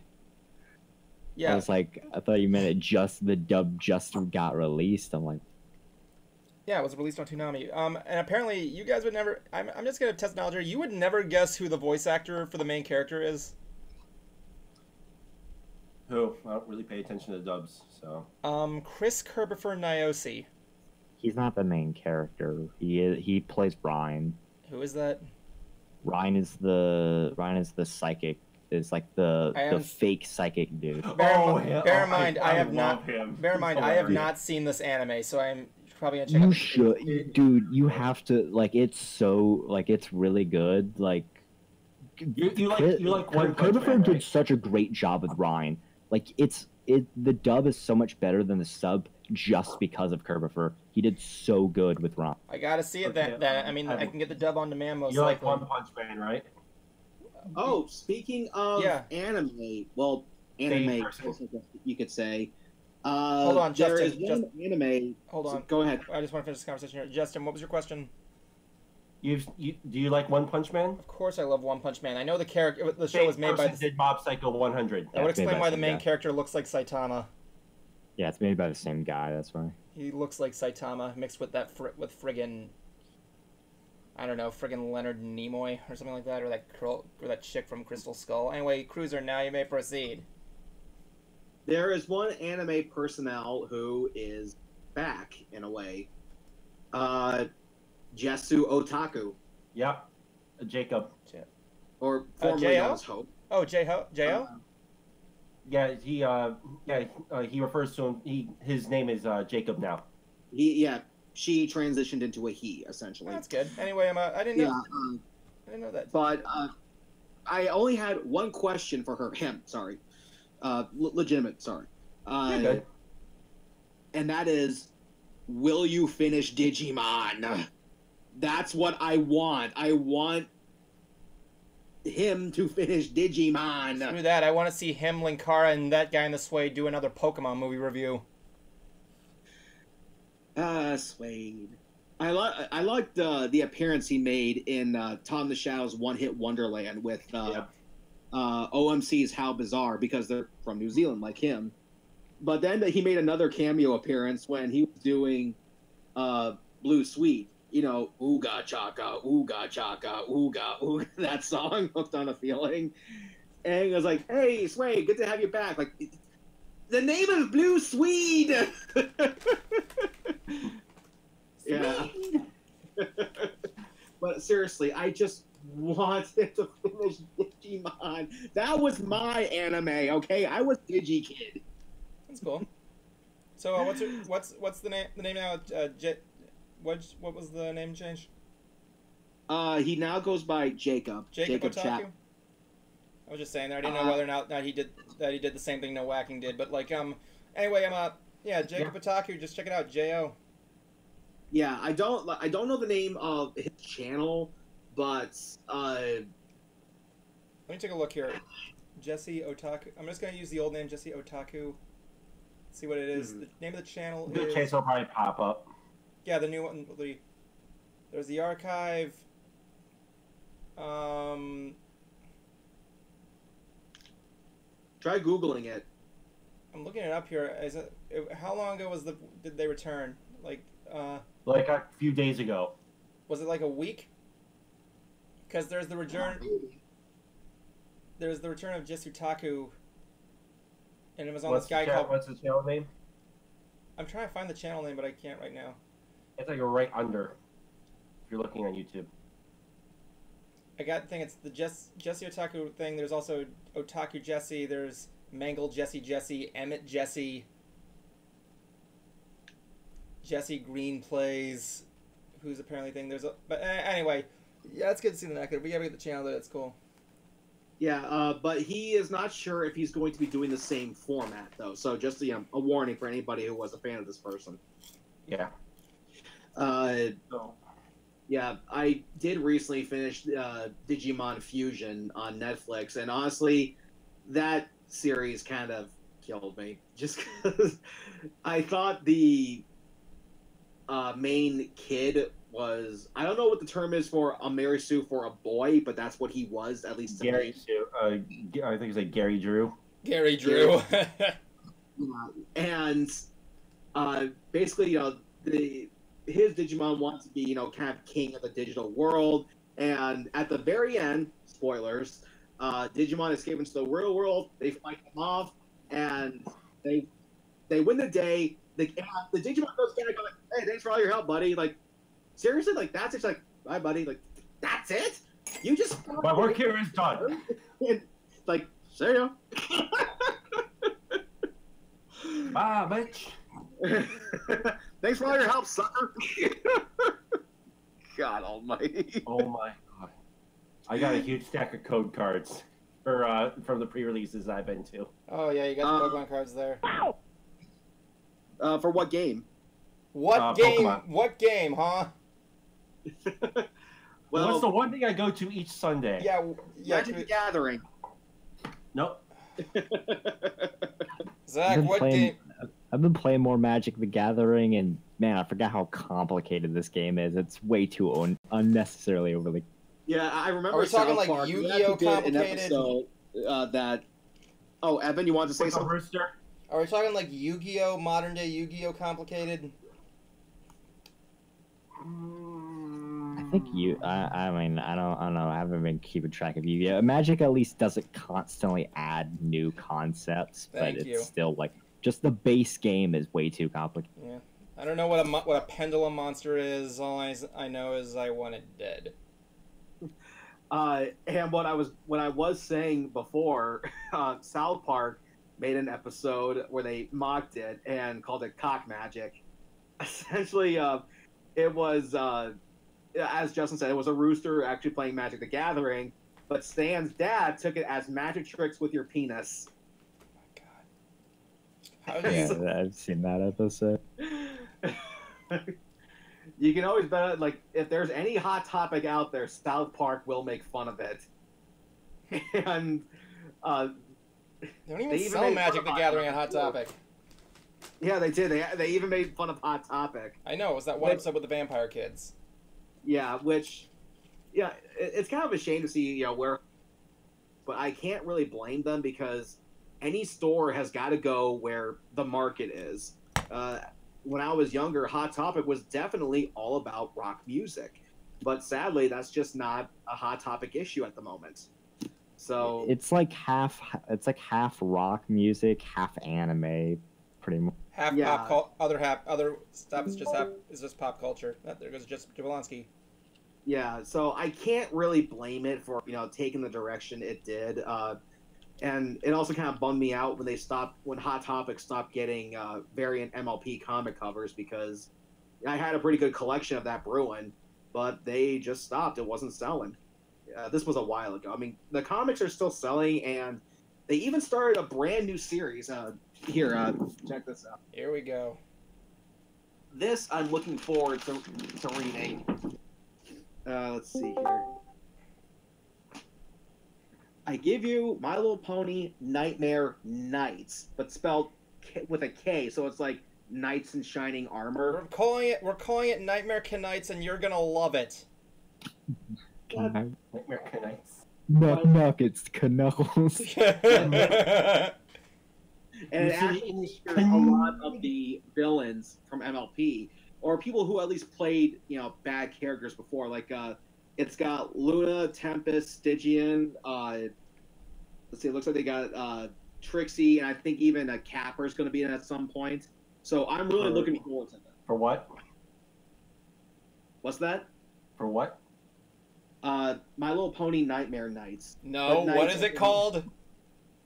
Evan, stop. We're calling it that, and you're gonna love it. No, I'm not. So, I'm not going to call it that. Everybody, I before my demand you to internet side with me. decided to, Evan, I have interviewed like 6 people from the comic staff. I'm not going to disrespect them. So before my internet decided to go screw you, you ever heard you know the saying that moment when you pause? Yeah. Yep. I got something perfect. Oh, good. What are you gonna put in the Put it in bottom? the chat, dude. We gotta see it. I like pausing moments. After that, we should probably talk about something after this. Oh, I have a topic I want to talk about that's Halloween related. Go for it, Okay, man. cool. This should do it right. After I you hope show- it does, because it's fucking hilarious. But Oh no, no, I no, am what Justin happened was, Jablonski. let me see if I can. I am Justin Jablonski. This was too fun. Cruiser was too busy to look to see to miss it. Your thing looks like your microphone together looks like that robot thing from friggin' Baldi's Basics. I look like Jabba the Hutt. Hey, got a Halloween costume idea. Fuck you, dude. Why, Jabba the Hutt's awesome, man. Okay, I didn't do it like Lose that. weight, Oh my man. god. Anyway, Zach, what was your Halloween topic? I always like to ask people this because it's like a kind of an interesting thing that varies. Is like every zombie piece of media always has their own version of how zombies work. Cool. So what's your favorite zombies? To be honest, one type of zombie that I'm sick and tired of it seeing get all this hate because I There think it is. There it is. is running zombies. Yeah, like running zombies is a Okay, common... here's the correct one. You froze there. What was it there, Jablonski? It was the Here, correct one. here's the correct one. Oh, I see what you... Okay. I don't get it. I think that we all I'm gonna totally make that thing there. That looks like me. It looks like I just died right there. It's O-face. It's like my I think that we all face. He looks so fucking drunk. Speaking of moments when you hit pause, I'll never forget this. This was right when Rainbow Rocks was coming out, and they were playing, you know, these little clips and previews of the movie, and there was a scene where, you know, Sunset Shimmer, the camera's looking at a sideways shot, and it goes, these girls, they were, and she's, and when I press pause right there, it looks like Sunset Shimmer is staring down at AJ's breasts. I saw best gift ever. Best gift ever. Yes. Evan says though he wants to say that for Christmas, but I haven't seen it, man, and that's the thing. Like, it's not bad. I like the Easter eggs that they put in there. I liked the without going to spoiler territory. I did like the liked its message, what they actually consider to be what really is the greatest gift ever. Because, you know, let's face it, as you become an adult, Christmas becomes less magical unless you have children, and that's basically what's left to celebrate. I thought it was, you know, a really, you know, good message. I'll put it this way: the highlights, and some of these involve complaints, without being spoilery or specific, at least. Why not? Cruiser just spoiled the theme, so yeah. No, you didn't. That's the theme of like every Christmas thing. Yeah, right, Evan. Come on, seriously, get with the program. Two certain characters took stupid pills. Okay. You know what ones? I think so. I do not. They went all out with the expressions and highlight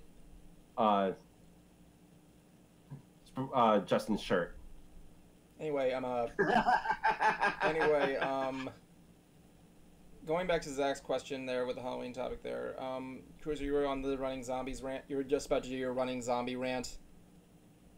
Yeah, because as much as I love zombies, I will say they're actually not the most threatening monsters of horror. Even if you have a giant horde behind you, they're still moving less than 1 mile an hour. So you can easily outrun these things. So that's why I think, you know, running zombies, you know, actually do present a threat because they have, you know, speed. And I do think that they're... What's that? They can't run out of breath. Yeah. And I do think that they could even work in George Romero's universe, because George Romero, God bless the guy, but he hated running zombies. And I think they could still work, because in one of the last films he did, Survival of the Dead, again, doesn't use running zombies, but he has a zombie riding a horse. His excuse is it's remembered behavior. Well, I think you can remember how to run before you can remember how to ride a horse. But I do get, you know, the limitations here, like with rigor mortis. So my thought was, okay, well, what if they had just turned? What if, you know, someone got bit and they just turned into a zombie? Rigor mortis has not set in. Actually, it does. Muscles are still vibrant and fresh. Actually, it does. When you turn to a zombie, it means you're dead, right? Yeah, but everything about you is still fresh. No, the access to death is rigor mortis. Like if you don't have rigor mortis when you're not considered dead until rigor mortis has been set. We're in real life, but we're talking about. I know that's the excuse I'm giving here. I'm just saying that. I remember, I think it was on a stream. Me and you had an argument about what the real zombie apocalypse would look like, and our conclusion was that if there was a real zombie apocalypse, the zombies would just not do anything. They'd be standing there, not moving. If you touch them, they'd just be like, ugh.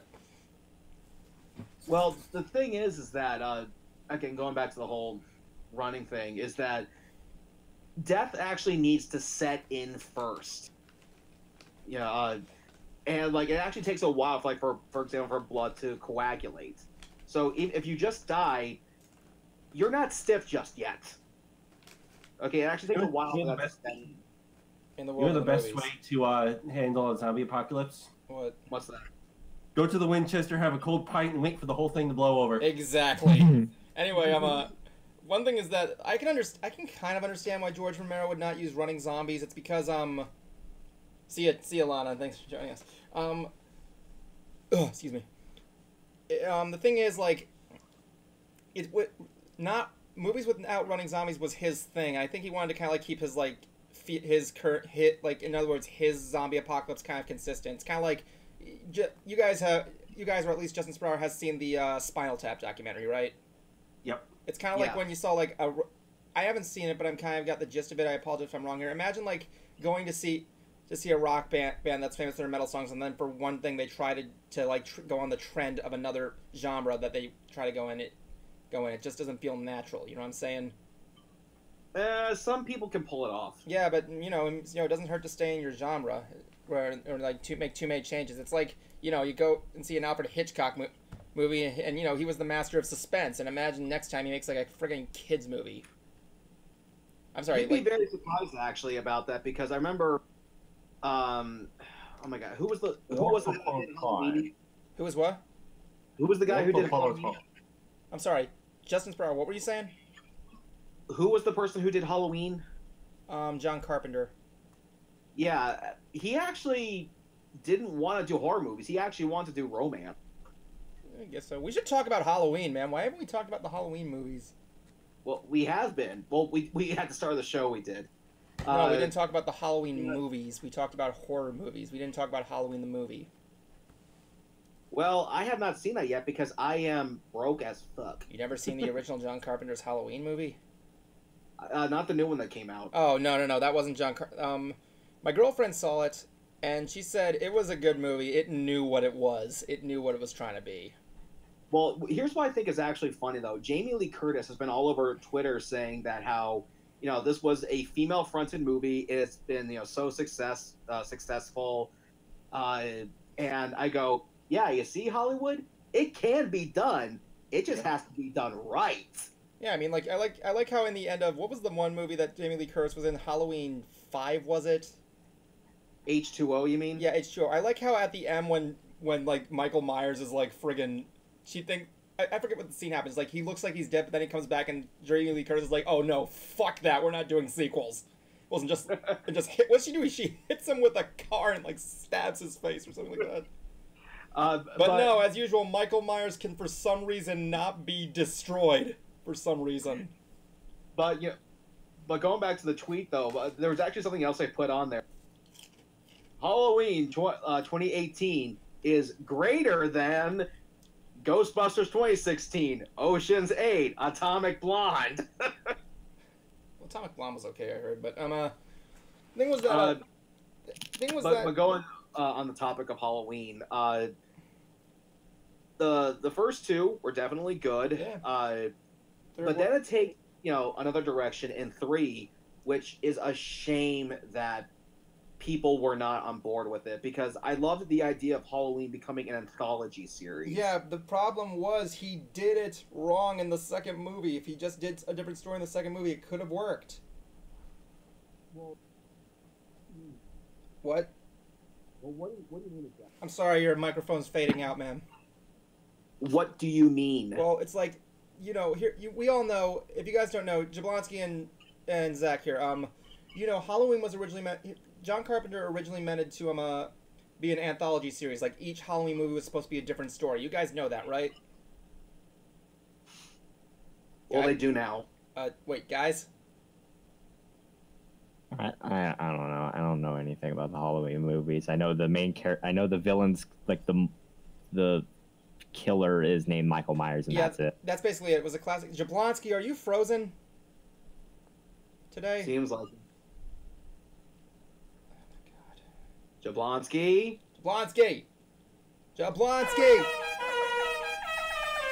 That didn't get his attention. I think he's broken. Anyway, the most obnoxious horn ever. I like it. Anyway, let me just give you the basis here. Halloween is about a guy who just is about a psychopath that likes to kill people for some reason, and like, oh, he's back. There he is. Jablonski, can you hear me? I hear you. Good. Anyway, good. Here's how he wanted each Halloween movie to be different. The first one was obviously the infamous story of Michael Myers, the killer breaking out of the psycho ward and going on a rampage to kill the rest of his family. Is that how it goes? Roughly. Yes. Sounds right, yeah. If not spoilers. Then then it ends. It ends perfectly. For spoilers, if you guys, has anybody really not seen this movie unless you're a little kid? In which case, yeah. Spoilers for the end of the first Halloween movie. Spoilers for the first ending. Just give me a moment here. Just give us a couple of moments. La la la la la la la la. I'm not listening.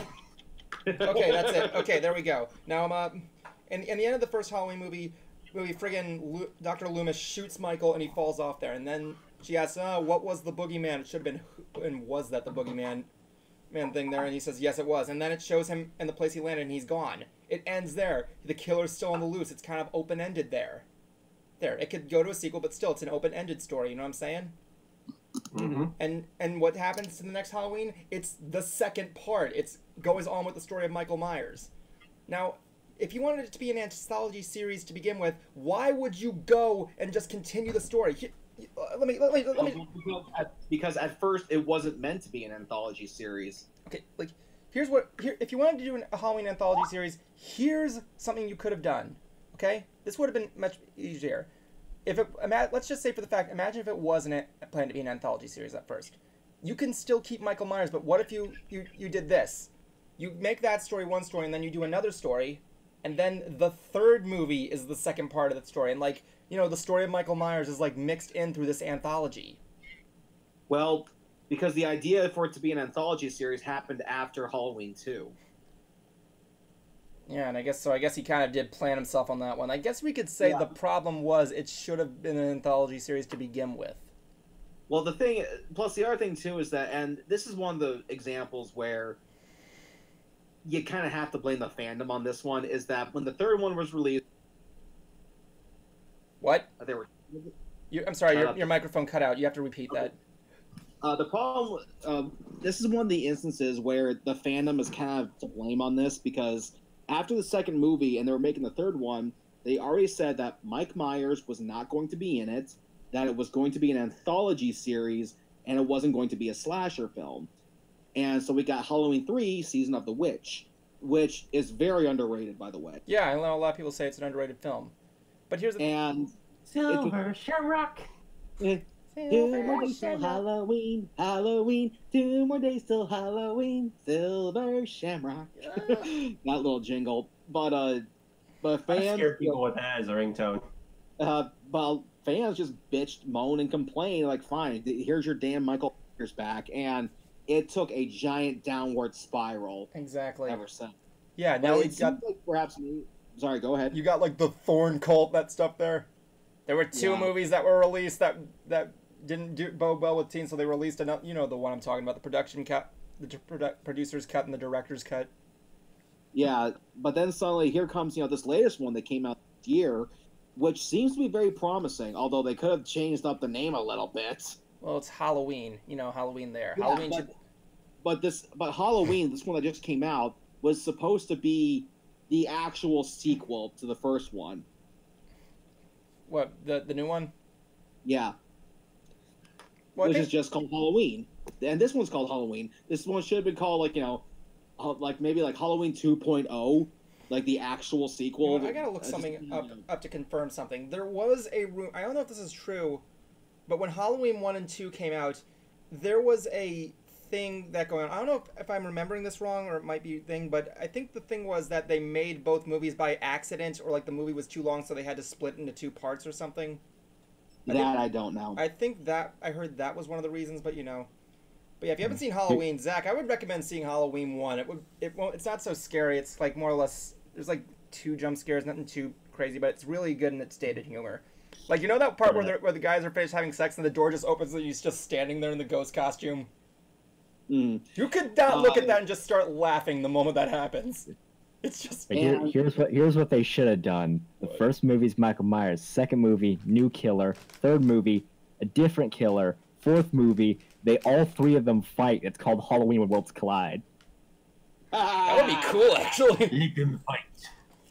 Yeah, I remember Friday the 13th did something a bit similar. I think it was maybe the 6th or 5th movie where Jason is dead. However, somebody picks up his, we'll say, his costume and starts doing kills of his own.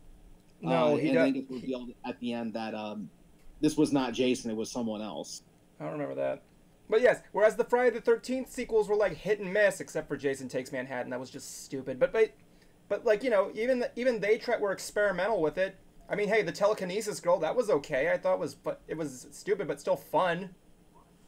And I remember asking Kane about that when I first met him at Niagara Falls Comic Con again, and he didn't actually mind the fact that it was telekinesis, because I think that was the only way to kind of put someone on a level playing field. Not to mention, it wasn't like they said Jason's mom was a member of an evil cult that worshipped the devil. That's why he's coming back. But no, he comes back. I heard Jason's mom has got it going on. Yeah, she has a nice head. She gives nice head. But while I'm talking about Jason, there was actually an interesting controversy that happened with the second movie. Oh, really? Yeah, basically, the part of Jason was cast. It was it was going to be played by a guy named Warrington Gillette, who I did meet, and this guy is tall. I think he was good for the role. And when they go to shoot the first scene, which is actually the ending, this is where he kind of makes his big reveal, and it does involve a stunt with him crashing through a window. However, it was after that stunt they realized he was inadequate for the role, so he was sadly let go, and they brought in some new guy named Steve Dash, I believe, and he was there to finish up the rest of the movie. However, Warrington was still credited as playing Jason, and he, did go to conventions saying, he was Jason, and at first he was honest about it. He said that he was the first unmasked adult Jason, which, to be fair, he was. Then, however, he kind of let the popularity go to head and started claiming that that was also Jason. He was also Jason in the wearing the potato sack. And that's when everyone else from the film was going, dude, like, you're getting a little overboard here with this. And that's when Steve Dash heard about this. And he actually confronted him at a convention appearance. And he started playing up like he had memory loss because of a skiing accident. And his name was rather shunned in the community. And I even remember he tried making another horror film. He got money, but it never went through. He never made the film. And that's why his career is not where I think most people would like it to be. Now he's just known for playing that one scene. I just realized something about us. I'm sorry about changing here about the subject there. They're going back to Halloween. I just realized we never talked about? What's that? Never talked about the Rob Zombie movies. Oh, dear Lord. Oh, yes, we're going to talk about the Rob Zombie movies. The second one where friggin' Chris Hardwick and Weird Al Yankovic is in it? Yeah. Chris Hardwick and Weird Al Yankovic are in a Halloween movie? Chris Hardwick and Weird Al Yankovic are in a Halloween movie? They're just cameos, so that I don't give a shit about. Do you even know who Chris Hardwick is? Yes, he's the host of Talking Dead. What was... Oh, I didn't... I thought you were about to say Web Soup, and I'm like, wow, you actually watched that show? Cool. I'm fully aware of who Chris Hardwick is. But he was the cow in Barnyard. So I don't give two bits about those. Yeah, but like the thing was... the first one was okay. The first half was okay. He had, some good ideas. Sequel, he definitely bombed it. Oh, God. Why does Jason look like the mountain man from Don't Go Into the Woods Alone? I don't know, but there is so much screaming in that movie that I'm surprised people did not lose. Even the Cinema Snob recently reviewed both. He said, you should do a drinking contest of how many times someone says the word fuck in that movie. Yeah, I saw that part. Ugh. That movie, he killed it. That movie was terrible. You guys I can handle the first one. I cannot handle You know what? the second. I'm sorry. I'm not letting Justin Jablonski and Zach have a say in this. Like, what do you guys think? Did you guys... Well, I don't know Zach didn't, but, like, Justin, did you see the Rob Zombie's Halloween movie? Nope. You didn't? No, I didn't. Really? Have you heard anything about it? I have heard about it. Have you heard anything about the response of what it's about and everything? Other than it was garbage, not really. I don't really pay attention that much to horror films, like I said. Really? Anyway, let's talk about another horrifying thing. Zach, what's the next horrifying thing that's on your mind? I don't know. I was thinking back on this one manga that I read that, like, it's not really a horror thing, but it did creep me the shit out. Was it Zatch Bell? It's this like short, like, one shot thing where it's like this story about like these like and these people find these like holes on the side of this mountain that like are human shaped, and then like apparently like every hole is like, when you see a hole that's like meant for you, you know it, and you have a sudden urge to just get into it. And then like the main character finally like caves and like gets into it, and he just gets trapped inside of it until he can't move anymore. It's like really horrifying in a way, like a creepy body horror way. Oh yeah, I hear what What's you're the saying. name of that movie? It's not a movie, it's like a short manga. I don't remember what it's called, but So you're basically watching him die slowly. yeah, like they have like an interesting twist at the end where like the scientists are on the other side of the mountain, and they're like there's like little tiny holes, and there's like, what are these holes? And it's like, I don't know. But then they start to see like a little like weird thing just start to squeeze out of it, because it's supposed to be like as you go along the hole, your body, like the hole slowly twists until your body becomes this like mangled mess. It's nuts, man. That's just... That gave me like weird like my friend showed me that, and that gave me weird anxiety for Jesus like a couple weeks. Christ, that's actually... I was not expecting that to come from you. Wait, hold on, something there. According to this, Nerdy Chic Universe says, wait, I know what manga Zach is talking about. I think it was on Long Box of the Damned. Quick, give me a name. Ooh. It says here, also on Maricruz, he says that Rob Zombie wanted his Michael Myers to be a superhuman. He already is! Come on, let's face it, Michael Myers has been shot, burned, decapitated, stabbed, shot, thrown through a thing, shot, run over by a car. He basically is superhuman. He has superhuman strength. He's a fucking giant! He's almost the size of friggin' Spencer Wilding. Come on, man. I actually met the kid who played young Mike Myers in those movies, and which one? He's actually rather tall now. Wait, which one? In the first Rob Zombie Halloween. Oh, I was about to say, because there was another kid in the Halloween 2 movie there. Hello? No, the first one. Dave Fago, I think that's his name, and he is rather tall now. Although I will say one thing, in the second Halloween movie, at least we confirmed that Michael Myers was the first Brony. Because of the white horses. Yeah. Okay, guys, this is the buzzer. We reached final five. Yeah, that was the buzzer. Final five. This is where, for those of you who don't know, this is where we like to give our final statements about the week and everything like there. And yes, so I think tonight we're gonna start off with Zach. Come on, Zachy Poo, give me some good stuff. Zachy Poo. Zachy Poo.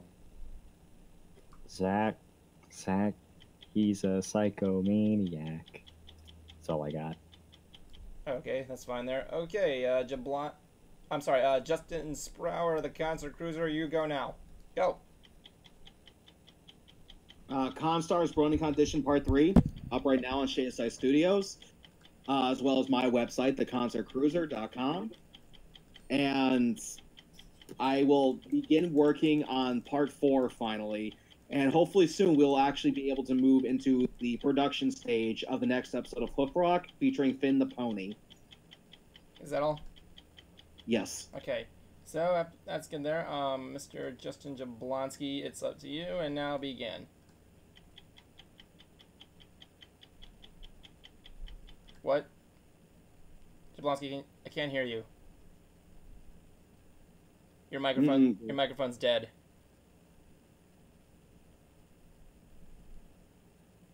Can you hear me now? Yes. Yes. Now begin. Now it's dead. Wait a minute, are you playing a trick on us, dude? Unplug your microphone and plug it back in. Can you hear me now? Yes. Yes. Starting the timer Good. again. Begin. Okay, don't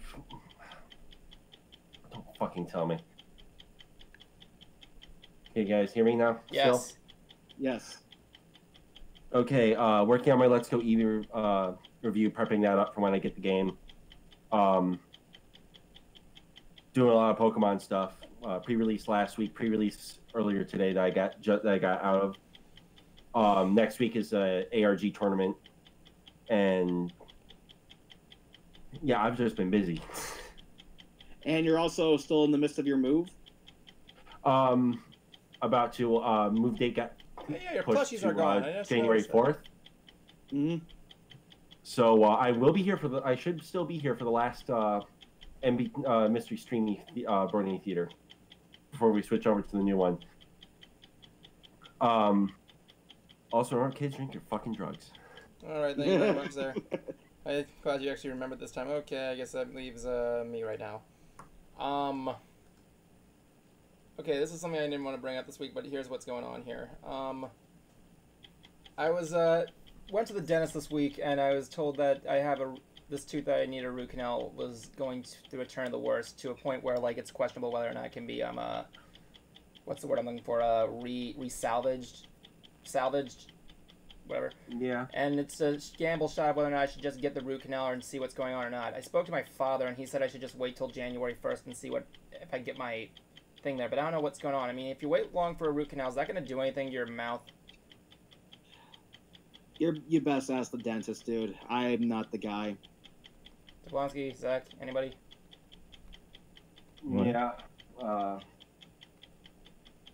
That's like Bart said, just ask the dentist. I'm not getting any good answers from them. Like, quite literally, I might need to just do it. I might have to just get it pulled and just get a replacement if I possibly can. But I don't know. I might need to. I don't know what to do. I really don't. Like, I'm really freaking out about all this. So yeah, I'm hoping to see what I can do with that. I might end up trying to get it, like, the root canal or something, but I don't know. I really don't. It's like crazy. I know I'm going back to the whole tooth situation, but it's just crazy. That's just what's on my mind. Anyway, that's all I got right now. I'm going to be working more on the website this weekend, and, this week, and then afterwards is Season 2 of Season 5 of Mystery Brony Theater 4000. Oh, we went back in time? I would love to redo an episode of the early season, but I never get the chance to do it. Alright, so, yeah, that ends it with me, and, that does it for tonight. Thank you for joining us tonight, ladies and gentlemen. Thank you for joining us tonight, and have a good evening. And don't forget, Nessa's Bizarre Adventure is live on my channel right now. Feel free to share that. Help me make it big. Good night, everybody. I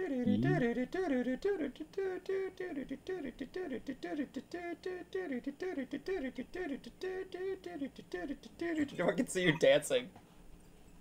I need to take a shit really bad. I'll be right back. Take a shit. Oh my god. Oh my god, Halloween, baby. I wish I could use... Last year I tried using the Shags Halloween song, but it didn't work out well. It was so... Oh my god, I'm so scared right now.